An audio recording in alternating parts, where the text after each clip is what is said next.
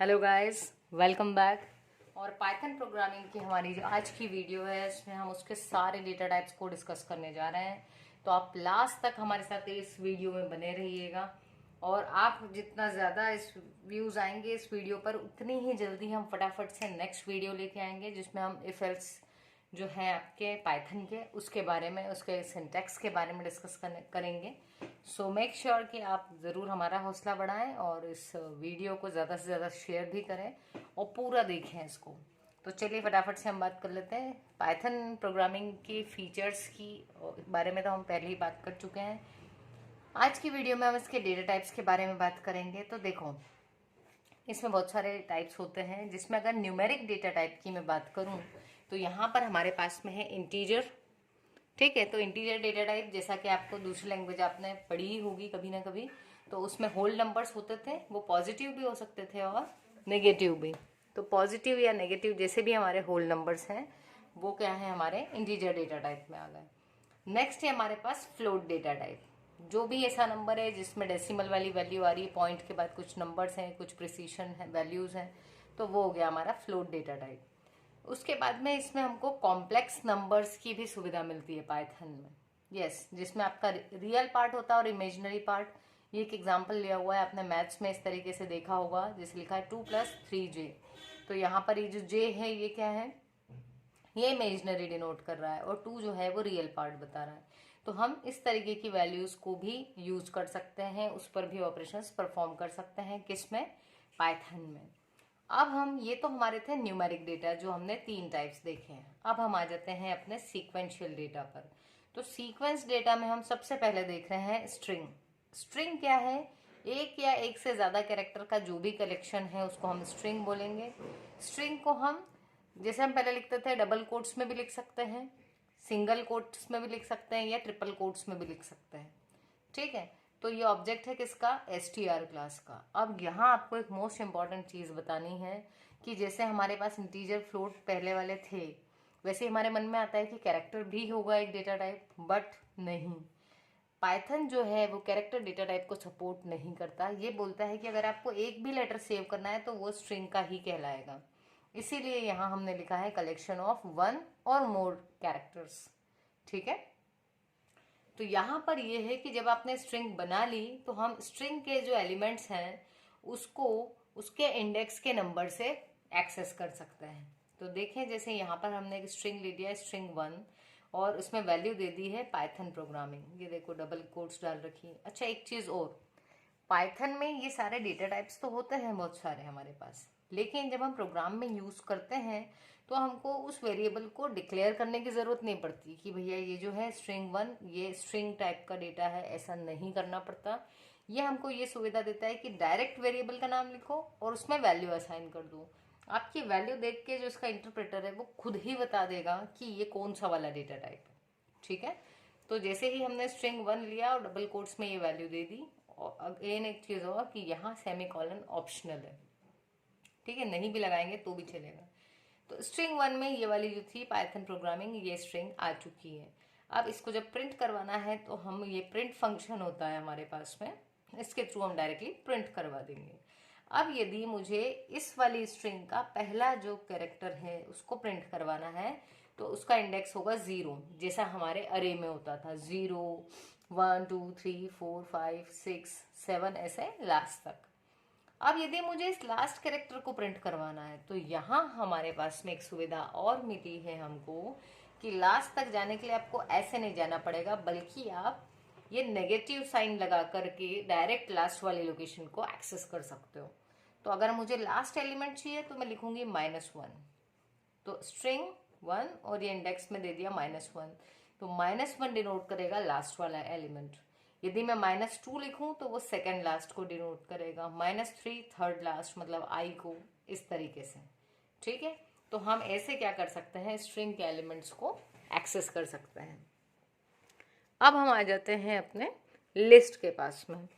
तो लिस्ट जो है ये भी क्या है, एक अरे की तरह है, ऑर्डर्ड कलेक्शन है। लेकिन अरे में क्या होता था, होमोजीनियस डेटा टाइप चाहिए होते थे, बट लिस्ट में जो है आपका, मान लो एक एलिमेंट हो गया आपका स्ट्रिंग टाइप का, दूसरा हो गया आपका इंटीजर, तीसरा हो सकता है कि फ्लोट हो, चौथा आपने कॉम्प्लेक्स नंबर ले लिया, तो कुछ भी हो सकता है।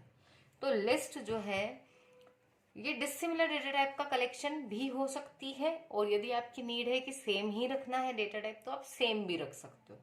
तो आप इसको बोल सकते हो कि ये अरे जैसा है और ऑर्डर्ड कलेक्शन है। ऑर्डर्ड का मतलब है कि आप जिस ऑर्डर में वैल्यूज इंसर्ट करोगे उसी ऑर्डर में आपको वैल्यू वो प्रिंट करके देगा। जैसे मैंने यहाँ पर एक एग्जांपल लिया हुआ है। अब देखो लिस्ट जो है उसको इनिशियलाइज कैसे करना है, यहाँ लिख दिया हमने लिस्ट इक्वल टू करके ये जो आपके स्क्वायर ब्रैकेट्स हैं ये लिखना है, और अगर आप इसमें स्ट्रिंग डेटा टाइप दे रहे हो तो आप यहाँ पर डबल कोट से उस स्ट्रिंग्स को अलग अलग लिखते जाओगे। तो यहाँ मैंने 3 स्ट्रिंग दे दी है लिस्ट में। अब यदि मुझे सबसे पहली स्ट्रिंग को एक्सेस करना है तो हम लिखेंगे लिस्ट 0 खोलकर प्रिंट होगा, ठीक है। और यदि मेरे को लास्ट वाला चाहिए तो मैं डायरेक्ट -1 लिख दूँ। तो फॉरवर्ड ट्रेवर्सल के लिए डायरेक्ट यूज करेंगे, 0 से शुरू होगा, और बैकवर्ड ट्रेवर्सल के लिए माइनस साइन लगेगा और 1 से शुरू होगा, ठीक है। -1 मतलब लास्ट, -2 मीन सेकेंड लास्ट, -3 मतलब थर्ड लास्ट, ऐसे आगे बढ़ते रहेंगे। अब ये तो था हमारा लिस्ट डेटा टाइप। नेक्स्ट अब हम आ जाते हैं अपने टपल डेटा टाइप के पास में। तो टपल के केस में क्या हो रहा है, यहाँ पर टपल भी क्या है, एक ऑर्डर्ड कलेक्शन है पाइथन के ऑब्जेक्ट्स का, लेकिन इसमें सिर्फ क्या डिफरेंस है कि जो लिस्ट थी उसको हम मॉडिफाई कर सकते थे, बट टपल कैसा होगा, इम्यूटेबल। इसका मतलब टपल मॉडिफाई नहीं होगा, बाकी चीजें इसमें सेम लिस्ट जैसी रहेगी। जैसे लिस्ट में हम ये ले पा रहे थे वेरिएबल्स, ठीक है, तो ये ले लिए हमने, कुछ नंबर्स भी ले सकते हैं, अलग अलग डेटा टाइप भी ले सकते हो आप, बट क्या होगा यहाँ पर इसको आप चेंज नहीं कर सकते हो। एक बार अगर आपने उसको इनिशियलाइज कर दिया तो उसकी वैल्यू चेंज नहीं होगी क्योंकि वो इम्यूटेबल है, ठीक है। और क्या बात करें हम, इसमें भी यदि आपको एलिमेंट्स को एक्सेस करना है तो आप इंडेक्स के थ्रू करोगे। जैसे टपल 2 का पहला एलिमेंट आपको एक्सेस करना है तो हम लिखेंगे टपल 2, और आपके जो स्क्वायर ब्रैकेट होते हैं उसमें लिख देंगे 0, तो पहला एलिमेंट मिल जाएगा। सिमिलरली जैसे उसमें लास्ट के लिए -1 लिखते थे, यहाँ पर भी हम नेगेटिव यूज करेंगे फॉर बैकवर्ड ट्रेवर्सल, क्योंकि हम ये चाह रहे हैं कि ये जो पाइथन प्रोग्रामिंग का कोर्स है ये हम कम वीडियोस में ज़्यादा से ज़्यादा कवर कर पाए, इसलिए हम आपको यहाँ पर बहुत ज़्यादा ना लिखते हुए शॉर्ट में यहाँ पर लिख दिया गया है। तो आपके नोट्स की तरह भी काम में आ सकते हैं ये, ठीक है। बट मेक श्योर इतना तो बनता है कि आप चैनल को सब्सक्राइब करें। अब इसी में हमारे पास में अगला आ जाता है बूलियन डेटा टाइप। बूलियन क्या कहता है कि हमारे पास में 2 तरीके की वैल्यूज हैं। बूलियन जैसा कि नाम से पता चल रहा है ट्रू और फॉल्स। तो जब भी हम अगर ट्रू या फॉल्स वैल्यू असाइन करना चाहते हैं तो हम कैपिटल टी और कैपिटल एफ को ही यूज करेंगे पाइथन में, अदरवाइज उसमें एरर आएगी। अब हम आ जाते हैं अपने सेकेंड लास्ट डेटा टाइप के पास में, जो है आपका सेट डेटा टाइप। सेट जो है इसमें क्या है, अभी तक जितने देखे वो सारे थे ऑर्डर्ड कलेक्शन। ऑर्डर्ड का मतलब है कि आपने जिस ऑर्डर में वैल्यू इंसर्ट की उसी ऑर्डर में वो प्रिंट होगी, जबकि ये जो सेट डेटा टाइप है ये बोलता है कि भैया मैं अनऑर्डर्ड हूँ, बाकी आप मुझ में कोई सा भी डेटा टाइप सेव करवा दो, हो जाएगा, पूरा डेटा आपको मिल जाएगा, पर मैंने कब कौन सा डेटा कौन से नंबर पे रखा है इसकी कोई गारंटी नहीं है, ऑर्डर फिक्स नहीं है, ठीक है। बट ये एक चीज और बोलता है कि मैं आपको डुप्लीकेट वैल्यूज को अलाउ नहीं करूंगा। यदि आपने लिखा हेलो हाय हेलो, तो हेलो दूसरी बार जब दोगे तो वो उसको सेव नहीं करेगा। क्यों? क्योंकि ये आपको डुप्लीकेट वैल्यूज को अलाउ बिल्कुल भी नहीं करता। तो सेट जो है इसको क्रिएट करने के लिए हम सेट फंक्शन को यूज करेंगे, जो कैसा है, इनबिल्ट फंक्शन है, ठीक है। तो इसके जो वैल्यूज रहेगी वो भी कैसी हो सकती है, मिक्स्ड, जैसे कि पहले हो रही थी सभी में। तो देखो यहाँ सेट 1 बनाया है इक्वल्स टू, ये सेट फंक्शन लिखा और ब्रैकेट्स के अंदर हमने यहाँ एक लिस्ट वाली टाइप से वैल्यू दे दी है, तो 1 2 हेलो और 4। तो ये सब सेव होगा किसमें, सेट 1 में। लेकिन क्योंकि इसमें ऑर्डर नहीं है, तो अगर मैं सोचूं कि 0 पे 1 मिलेगा हमेशा, तो जरूरी नहीं है, और क्योंकि ऐसा पॉसिबल ही नहीं है, इसलिए ये बोलता है कि भैया हम जो है आपको इंडेक्स को अलाउ ही नहीं करते। इंडेक्स नामक कोई चीज हम में पाई नहीं जाती। ऐसा कौन बोल रहा है, ऐसा सेट बोल रहा है। तो फिर हम इसके एलिमेंट्स को कैसे एक्सेस करेंगे, हम लूप के थ्रू उसको यूज करेंगे, ठीक है। तो आगे चल के जब हम लूप देखेंगे अगली वीडियोस में, उस समय हम जरूर से एक सेट का एग्जांपल ले लेंगे। और यदि कभी हम भूल जाएं तो आप हमें कमेंट्स करके बता देना। उसमें आपकी कमेंट्स जो है वो किसी भी प्लेलिस्ट को पूरा करने में एक इम्पॉर्टेंट रोल प्ले करती हैं गाइस। यदि आप कमेंट नहीं करते हैं, आपको किसी वीडियो की नीड है बट आप कमेंट नहीं करते, तो हमें पता नहीं चलेगा कि इसकी नीड है लोगों को। ठीक है।